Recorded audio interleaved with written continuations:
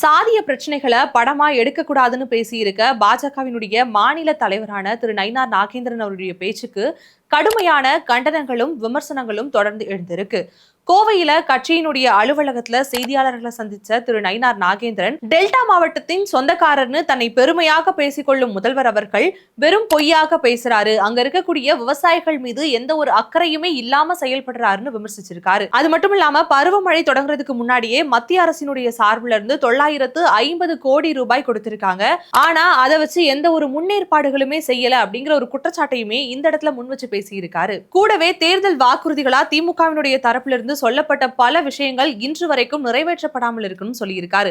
அது மட்டும் இல்லாம எனக்கு பைசல் பண்ணதான் தெரியும், பைசன் படம் எல்லாம் தெரியாது, இனி வரும் காலகட்டங்கள்ல சாதி ரீதியான பிரச்சனைகளை மையமா வச்சு திரைப்படங்கள் எடுக்கக்கூடாதுன்னு பேசியிருக்காரு. தொடர்ந்து பேசின அவர்கிட்ட செய்தியாளர்கள் ஒருத்தர், விஜய் உங்களுடைய கூட்டணிக்கு வருவாராங்கிற கேள்வி எழுப்பும் பொழுது, விஜய் எங்களுடைய கூட்டணிக்கு வருவாரா இல்லையாங்கிறத அவர் தான் சொல்லணும்னு சொல்லியிருக்காரு.